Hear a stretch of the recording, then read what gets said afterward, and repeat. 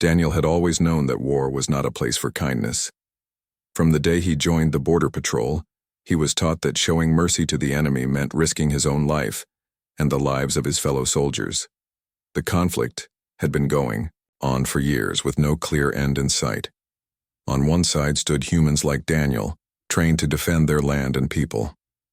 On the other side was an alien race, strange, tall, and powerful beings whose customs were unknown and whose language often sounded like echoes through stone.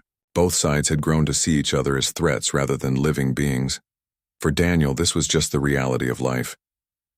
His father had been in the army before him, his uncles too. Growing up, he had listened to endless conversations about battles fought and victories won. By the time he turned 22, he was ready to take his place on the front lines. But deep inside, Daniel had never fully embraced the idea of hating an entire race. He had questions, quiet ones that he never spoke out loud. Were the aliens really as heartless as people claimed? Did they not have families, children, and fears just like humans? These thoughts lived only in his heart, hidden under layers of discipline and duty. The day everything changed began like any other. Daniel and his small unit were sent on patrol beyond the fences, deep into a gray valley where the ground was littered with broken metal from past clashes. The sky was heavy with clouds, the air thick with the smell of smoke from distant fires. They moved carefully, keeping their weapons close. Every shadow seemed suspicious. Every sound could mean danger. Daniel's eyes scanned the ruins of an old village abandoned after years of fighting.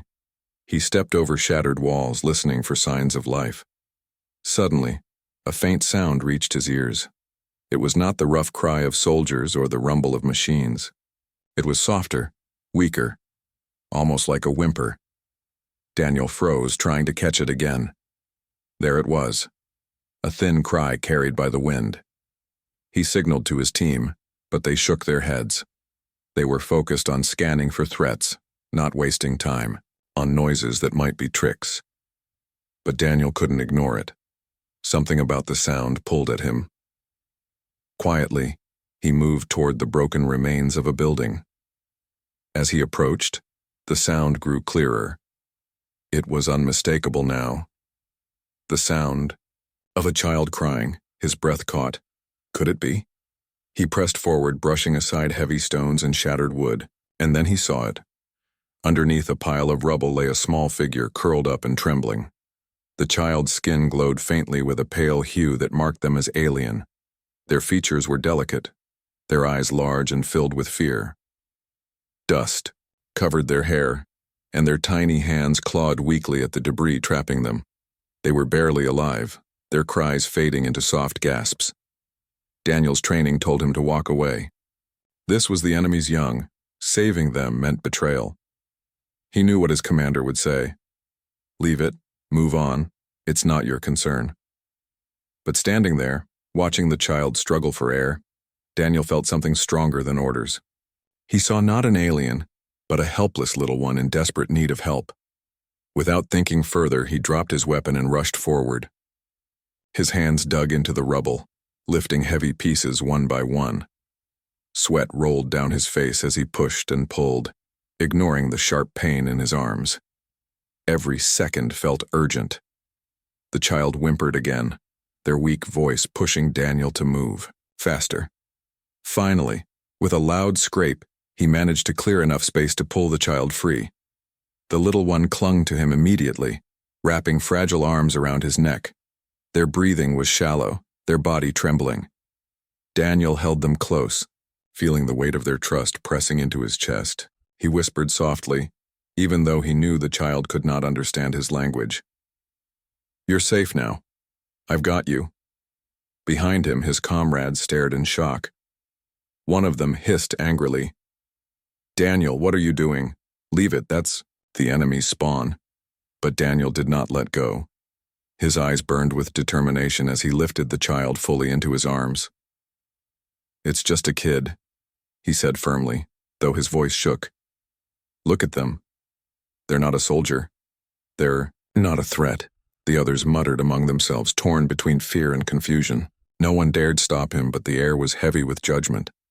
Daniel carried the child out of the ruins, shielding their small body from the wind and dust. He could feel the fragile heartbeat against his chest, each beat reminding him of the choice he had made. He knew there would be consequences, serious ones. His commanders would call it weakness, maybe even treason. His fellow soldiers might never trust him again. But in that moment, none of it mattered. All he could see was a frightened child who needed him. As they moved back toward their camp, Daniel noticed something unusual. A pair of glowing eyes watched from the distance, hidden in the shadows of the hills. He felt a chill but kept walking. Whoever was out there, they had seen what he had done. He did not know it then, but his single act of compassion had already begun to ripple into something far greater than he could imagine. The child's head rested against his shoulder. There, breathing slowly, evening out, Daniel felt the weight of their small body, and with it the weight of a choice that could not be undone. He had crossed an invisible line, one that would forever change the course of his life. That night, as he sat quietly by the fire with the child wrapped in a blanket beside him, Daniel could not sleep. His mind replayed the moment again and again. He had saved an enemy's young. He had broken the rules of war. But deep in his heart, for the first time in years, he felt something that no battle had ever given him, a sense of peace. What he did not know was that far away.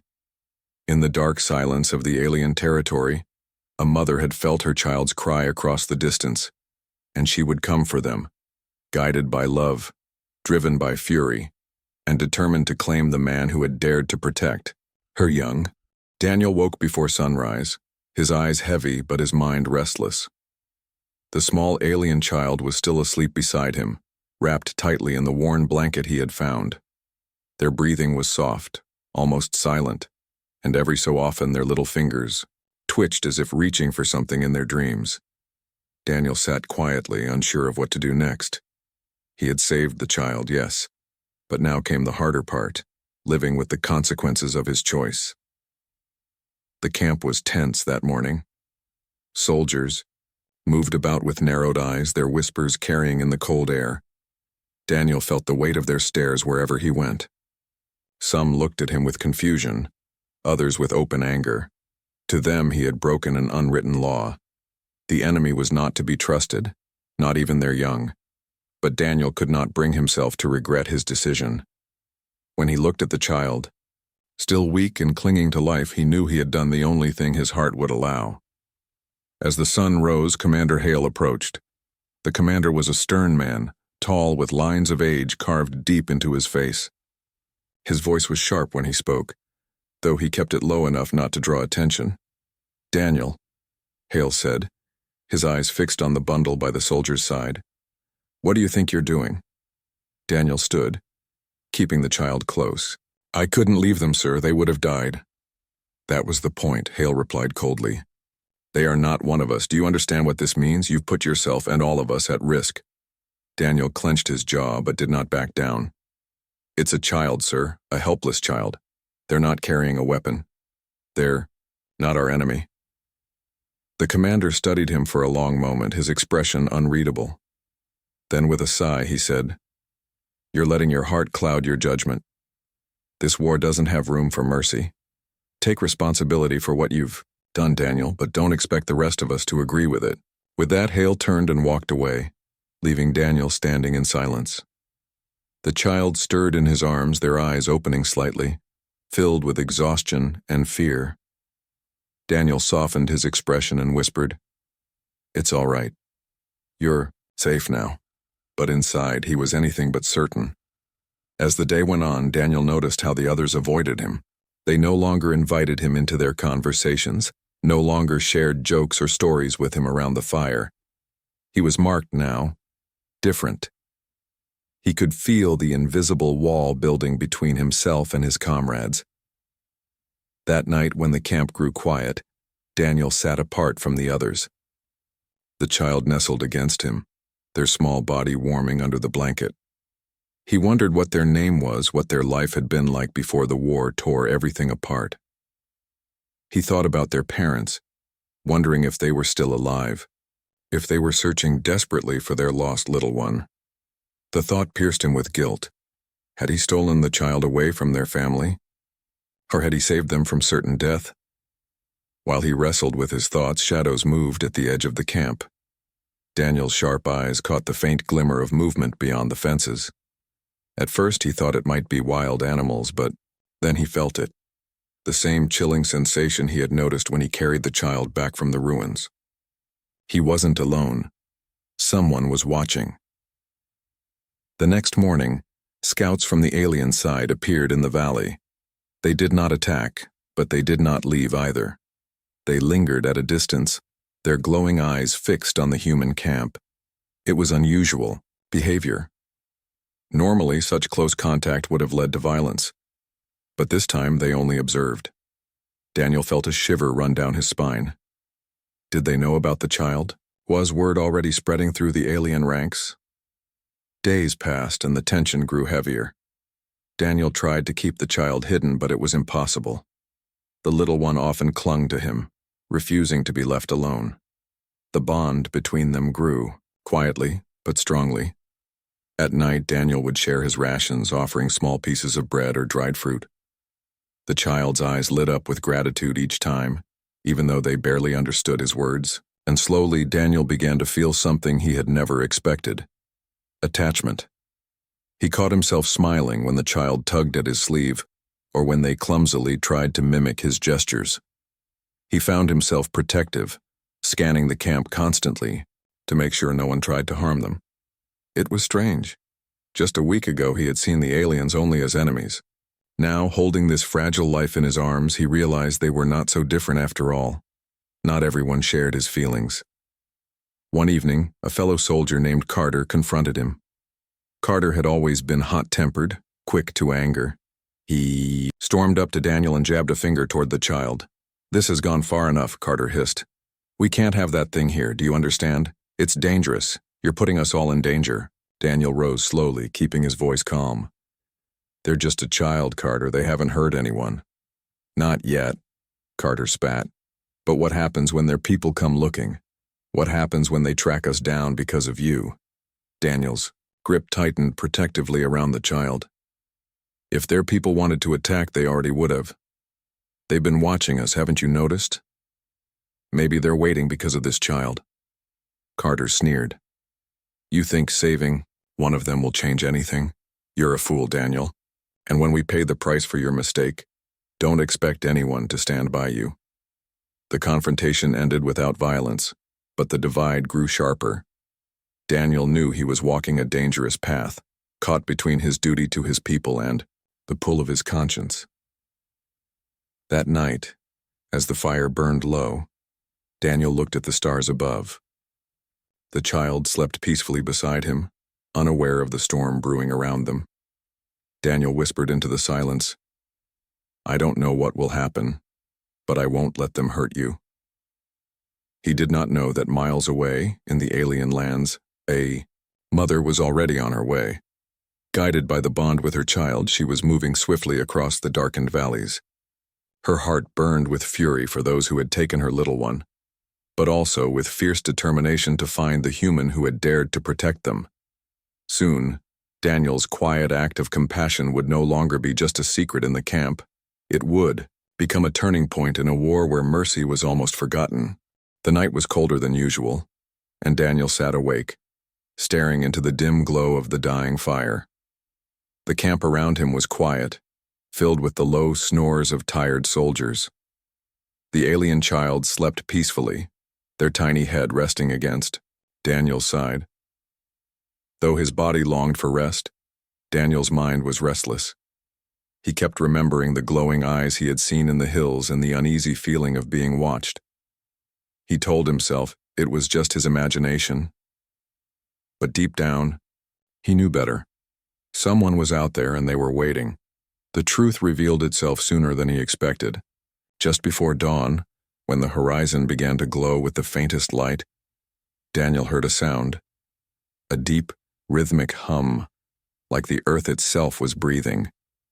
His eyes shot open, and he reached instinctively for his weapon.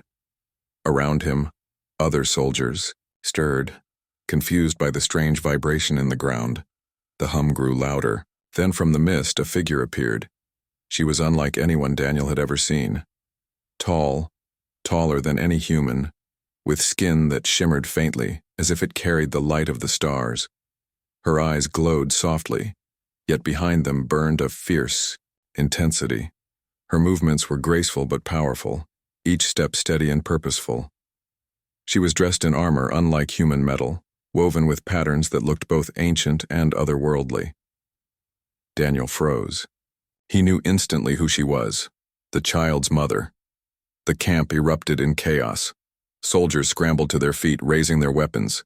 The commander barked orders, his voice sharp with urgency, but the alien mother did not attack. She stood, still her gaze fixed on one place only, Daniel and the child resting against him. Daniel felt the weight of her stare. It was not the look of a stranger. It was the look of someone who had lost everything, then found it again. Slowly, her eyes softened when they fell upon her child. For a moment, her fierce posture cracked, and Daniel saw something raw and undeniable: relief. The child stirred at the sound of the humming, their small body trembling. Then, with sudden strength, they sat up and stretched their arms toward the tall figure. A sound escaped their lips, soft but filled with longing. It was a single word, but Daniel did not need translation. It was the call of a child reaching for their mother. Daniel's heart clenched. He loosened his hold, watching as the child tried to move toward her, but he also noticed the other soldiers raising their guns. Panic flared in his chest. If anyone fired, the fragile reunion would be lost in blood. "Wait," Daniel shouted, his voice cutting through the chaos.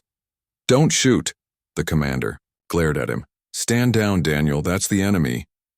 "She's not here to fight," Daniel argued. "Look at her. She only wants her child." For a tense moment, the standoff continued. The soldiers' fingers tightened on their triggers. The alien mother stood tall, her eyes locked on Daniel, as if testing him. The air was so heavy with silence that even the wind seemed to hold its breath. Then Daniel made a choice. Slowly, carefully, he stood and lifted the child in his arms. The little one clung to him tightly at first, afraid to let go. Daniel whispered gently, "It's all right. You're safe now. Go to her." With trembling hands, he held the child out toward the towering figure. The alien mother stepped forward, her eyes glistening with emotion. She reached out, her long fingers delicate as she took her child back into her arms. The child buried, their face against her chest, letting out a sound of pure relief. Daniel watched silently, his heart heavy but strangely at peace. He had given back what was never his to keep. But then, something unexpected happened. The mother turned her gaze back to him. Instead of leaving, she stepped closer. Her eyes studied him carefully, as if searching for answers. Finally, in a voice that was deep yet smooth, she spoke. The words were in her own language, but Daniel somehow understood their meaning, not through sound, but through feeling. "You saved my child." Daniel swallowed hard, unsure of how to respond. I couldn't leave them. They needed help." She tilted her head as though puzzled by his simplicity. "You are human. Your kind brings war. Yet you chose to protect what was mine. Why?" Daniel hesitated. He thought of his commander's harsh words, of Carter's anger, of the judgmental stares from his comrades. He thought of the rubble, the cries of the child, and the moment he chose to act. Then he spoke, his voice steady but quiet. "Because they're just a child.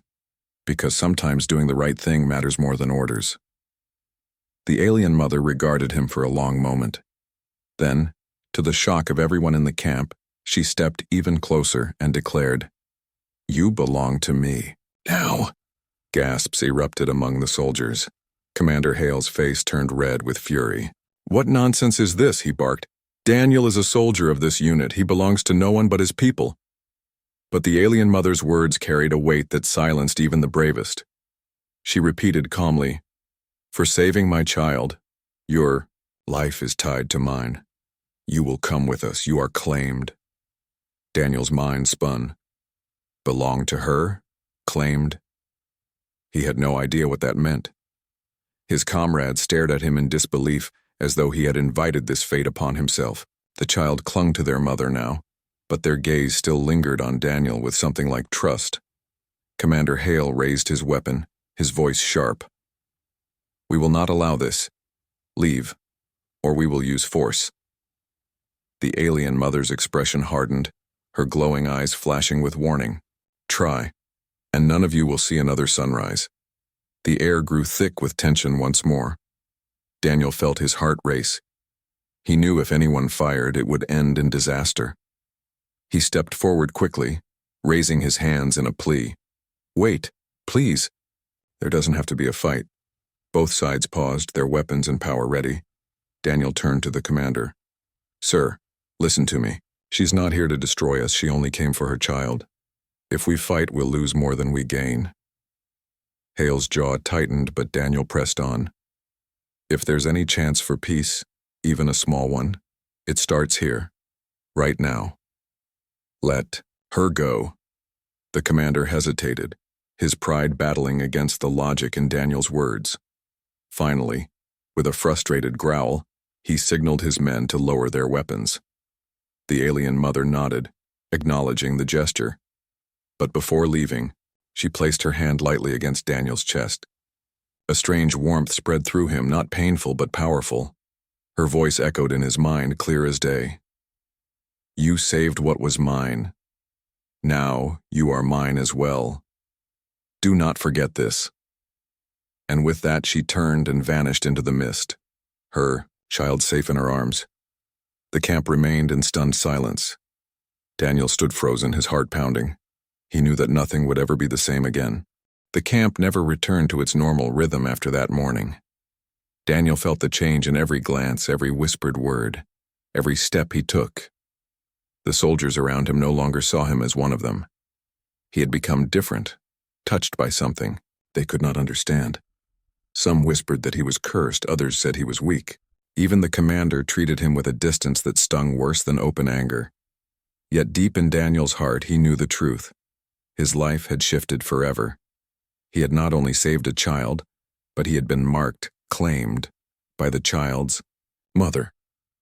Those glowing words still echoed inside him.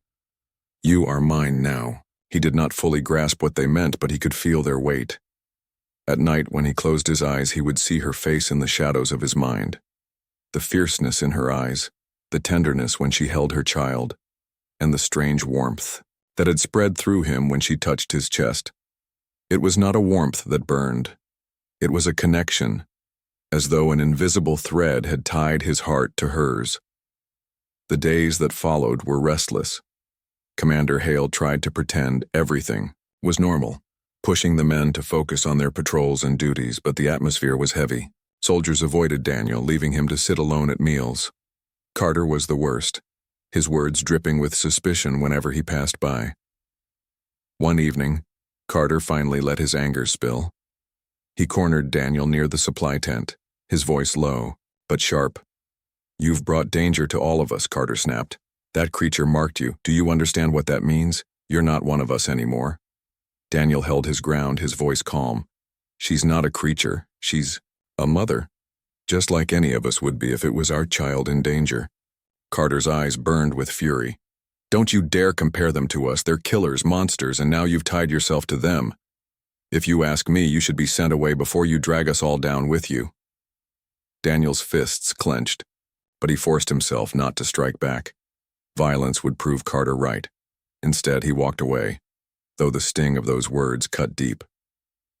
That night, Daniel wandered beyond the camp, drawn by something he couldn't explain.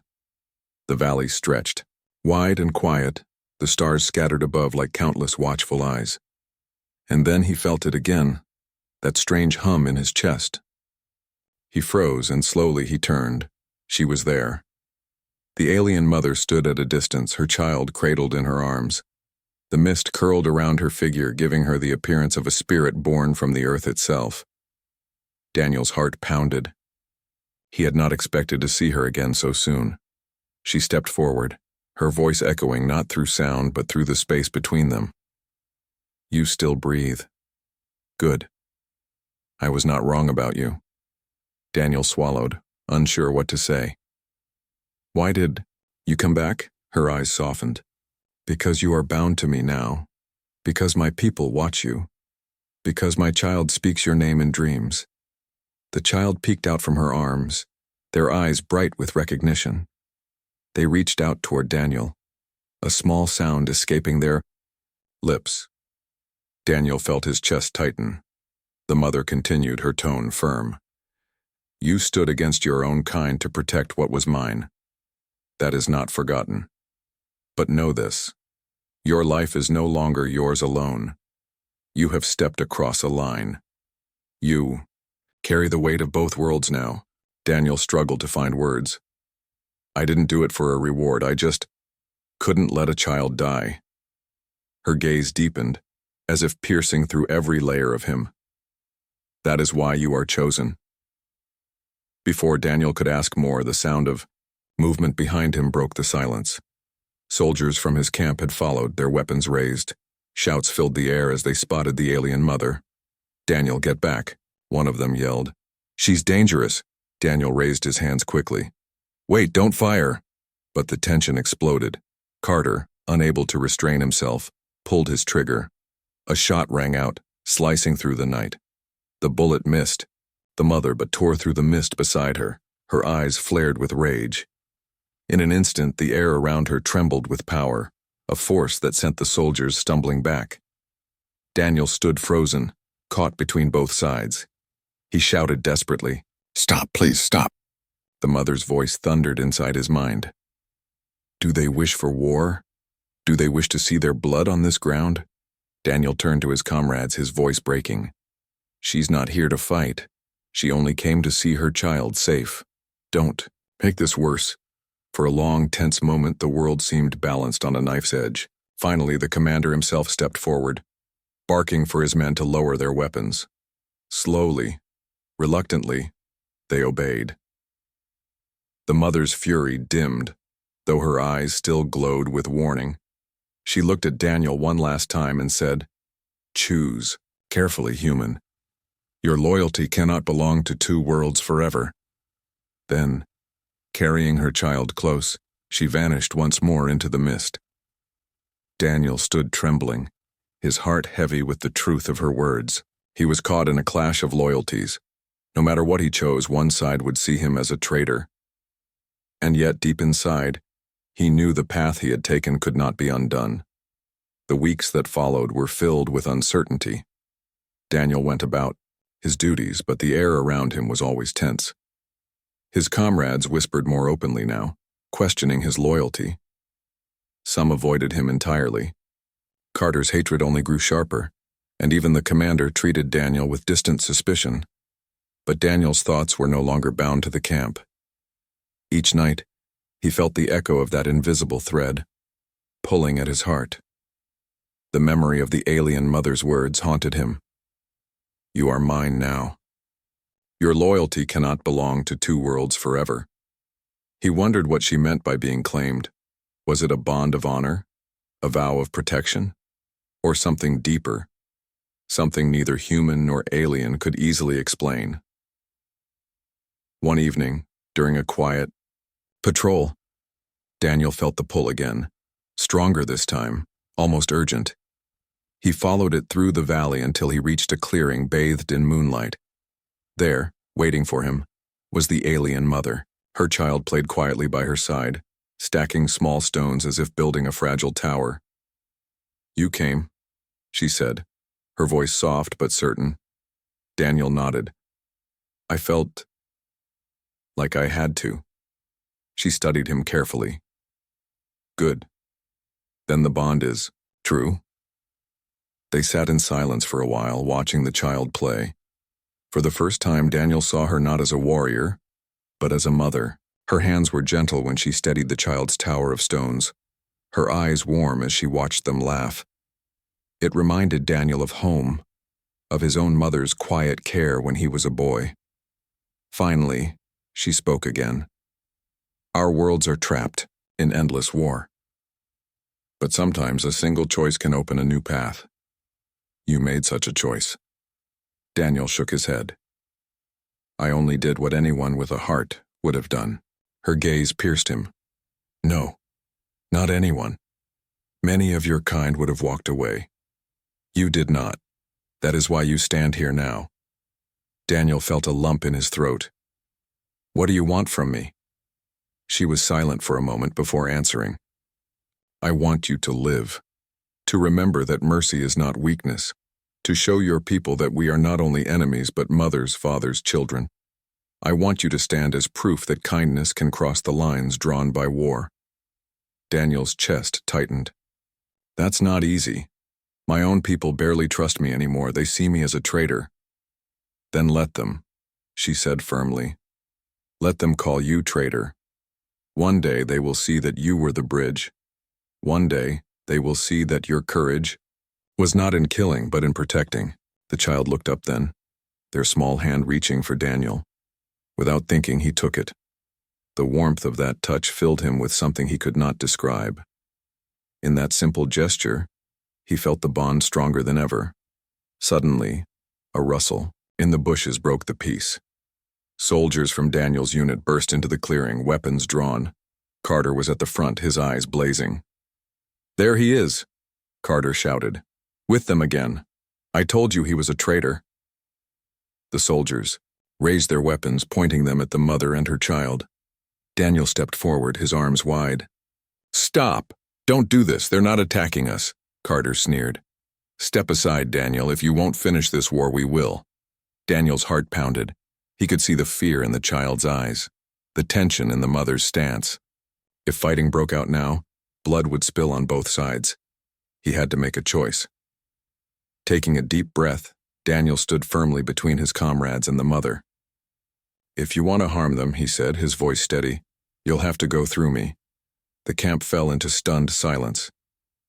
Even Carter froze, his anger warring with shock. Commander Hale stepped forward, his expression unreadable. He looked at Daniel, then at the mother and child. Finally, after a long pause, he ordered, Lower your weapons.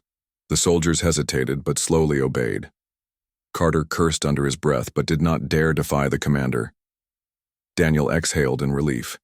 He turned to see the mother watching him, with eyes that glowed softly, not with fury this time but with respect. You chose, she said, and in choosing, you have changed more than you know. Daniel felt the truth of her words.